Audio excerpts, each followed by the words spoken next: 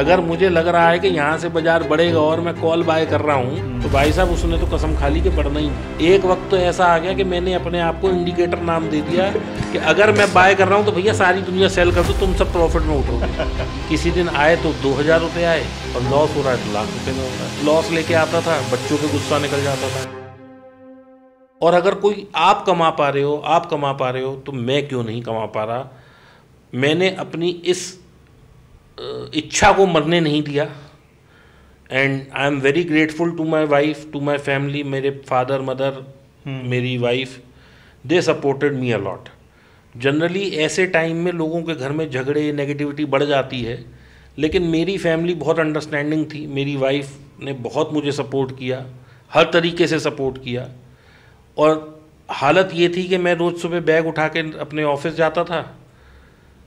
किसी दिन आए तो 2000 रुपये आए और लॉस हो रहा है तो लाख रुपए का हो रहा है, लॉस हो रहा है 50,000 का हो रहा है। तो उसने मेरे से ना आके पूछना ही बंद कर दिया कि आज क्या हुआ, कितने कमाए, क्या हुआ।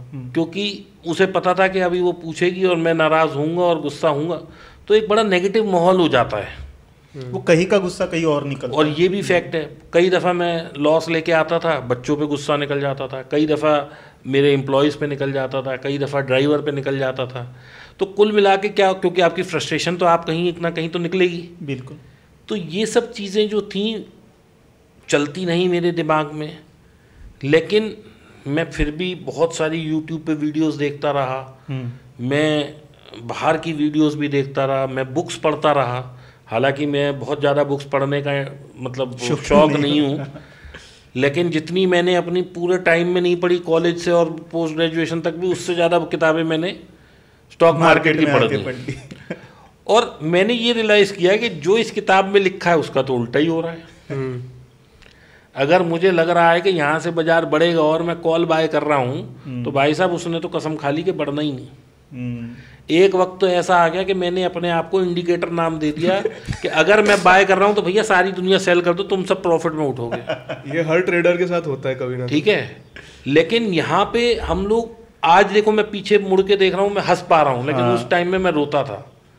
यू वोंट बिलीव, आप आज मेरी सक्सेस को लोग देख रहे हैं क्यों, और मैं हंस भी रहा हूँ। और लेकिन मैंने कितनी रातें रो रो के काटी हैं, और कितनी बार मैंने ये सोचा है कि आज मेरे को मरना है, या कितनी बार मैंने ये सोचा है कि कल मैं घर कैसे चलाऊंगा, क्योंकि अल्टीमेटली कुआं भी पानी निकालते रहो ख़त्म ही हो जाएगा। कितने लोगों से मैं कर्जा लेके आया और मैंने अपना फिर पैसा ट्रेडिंग में डाला और फिर लूज़ किया। एक वक्त ऐसा भी आया मेरी ज़िंदगी में कि मैं किसी अपने रिश्तेदार के पास गया कि भाई 10,000 दे दो, उसने मना कर दिया कि नहीं भैया तुझे नहीं देंगे। और आज वही रिश्तेदार मुझसे कहता है कि मेरा 1 करोड़ ले लो और भाई साहब मुझे कोई टिप दे दो, या मेरे स्टॉक मार्केट में पैसे मैनेज कर दो, या आप मुझे सिखा दो। तो समय एक ऐसी चीज़ है जो बदलती है, लेकिन स्टॉक मार्केट में जो एक चीज़ हर किसी ट्रेडर को समझनी चाहिए, और मैं भी बहुत पैसा और 5 साल दे के समझा कि इसमें ईजी मनी नहीं है। It is the most difficult way of earning easy money. दूसरा, अगर आप डिसिप्लिन नहीं है अपनी लाइफ में तो आप स्टॉक मार्केट में भी डिसिप्लिन नहीं हो सकते, क्योंकि यहाँ पे होप और ग्रीड साथ साथ चल रही है। अब आपको मैं उदाहरण दूं कि मैंने एक कॉल ली, मैं उस वक्त बायर था तो मैं आपको उसकी बता रहा हूँ, फिर मैं सेलिंग वाली भी बताऊंगा कि सेलिंग में क्या मुँह रखता है कि। तो मैं बायर था, तो मैंने मान लीजिए कोई 200 रुपये की कॉल खरीदी, वो 150 हो गई तो मैंने फिर उसे एवरेज कर लिया, वो 100 हो गई तो फिर मैं एवरेज कर रहा हूँ। अरे मैं ये तो देखूं कि भाई मेरे से बाजार विपरीत चल रहा है। अगर मैंने कॉल ली है तो बाजार ऊपर की जगह नीचे जा रहा है, मुझे पुट लेनी चाहिए थी। और यही समझने में 94% लोग फेलियर हैं। सेबी और एनएससी का डेटा ये कहता है कि 94% people are losing money in options या स्टॉक मार्केट। तो क्या हम सारे के सारे इतने बेवकूफ़ हैं कि यही नहीं समझ पा रहे कि हमें कॉल लेनी है, पुट लेनी है? अगर मैं बायर्स के पर्सपेक्टिव से बात करूं तो बिल्कुल हाँ। मार्केट को नहीं देख रहे, खुद को जो करना है वो करे जा रहे हैं, मार्केट की सुन ही नहीं रहे। एक्चुअली इसमें भाई साहब एक सबसे बड़ा प्रॉब्लम क्या है कि आज आप यहाँ पॉडकास्ट कर रहे हो तो आपकी भी एक जर्नी होगी कि आपने पहले दिन पॉडकास्ट किया तो वो उसमें कुछ गलतियाँ खामियां रही होंगी, फिर then you must have given your learning. या जैसे अभी हम ये सेट कर रहे थे तो इसमें आपने अपनी लर्निंग करी कि माइक एंगल ऐसा हो, कैमरा एंगल ऐसा हो, सब तो एक लर्निंग आपके साथ जुड़ी हुई है बिल्कुल। And you have given your time to it. आज स्टॉक मार्केट के लिए कौन सा कोर्स अवेलेबल है जो कि किसी रिकॉग्नाइज्ड इंस्टीट्यूट से है? मेरे पास 50,000 रुपये हैं, मेरे को 50,000 में ये लगता है और तो कोई काम मैं कर ही नहीं सकता, क्योंकि आज एक स्ट्रीट साइड ठेला भी खोलना जाओ तो वो भी 50,000 में नहीं खुल सकता। 4-5 लाख उसमें भी लग जाते हैं, उसमें भी 2-3 लाख तो लग ही जाते हैं। तो मुझे लगता है 50,000 में मेरे लिए सबसे आसान काम स्टॉक मार्केट है। घर बैठे करना है, घर बैठ के करना है।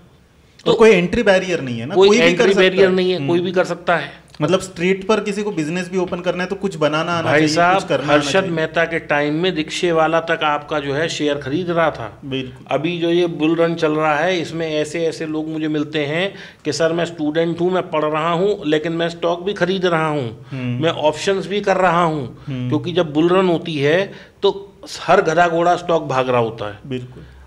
मैं ऐसे ऐसे स्टॉक देख रहा हूँ और ऐसे सिर पकड़ लेता हूँ मैं अपना कि पिछले 15 साल में तो वो भाई साहब 100 से आया 150, 15 साल का उसका चार्ट ऐसा घूम रहा है और पिछले 6 महीने में वो 150 से पहुंच गया 1500। तो यहाँ पे सेबी और एनएसई कुछ नहीं देख रहे, यहाँ पे उनका कोई रेगुलेटरी नहीं काम कर रही, यहाँ कोई झोल नहीं है, यहाँ कोई झोल नहीं है। लेकिन आपके यहाँ एक साइन गलत हो जाए तो उस पर रेगुलेटरी आ जाती है।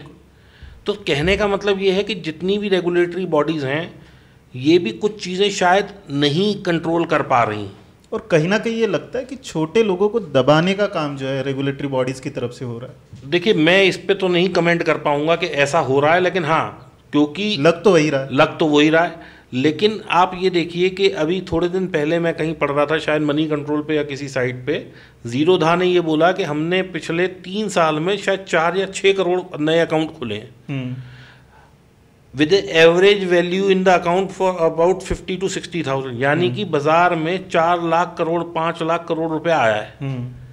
तो बाजार तो देखो बढ़ रहा है, तो उसके पीछे रीजन है कि इतना पैसा आया है, पंप हो रहा है, पैसा पंप हो रहा है। लेकिन वो पैसा छोटे हाथों से निकल के बड़े हाथों में जा रहा है। Rich people are becoming more rich, poorer is becoming more poor. तो वो जो गैप हमारी सोसाइटी में है वो बढ़ रहा है, बहुत ज्यादा बढ़ रहा है, और स्टॉक मार्केट में तो खास तौर से बढ़ रहा है। गरीब आदमी पैसा कमा के ला रहा है, डीमैट में डाल रहा है और अमीरों को दे रहा है। अब इसमें एक और भी बात होती है, क्योंकि प्रॉपर लर्निंग नहीं है किसी की। आज जब से मेरे थोड़े से पॉडकास्ट आए हैं या कुछ है, लोग मेरे पास आते हैं और मैं लोगों को आज मतलब कोई ये नहीं कह सकता कि मैंने किसी से पैसे ले के बताया हो। हालांकि मेरा कोर्स है, मैं पैसे लेता हूं, लेकिन मैंने किसी को पढ़ाया नहीं है पैसे लेके।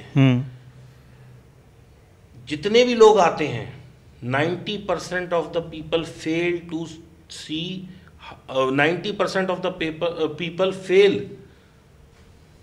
To understand how to see a chart.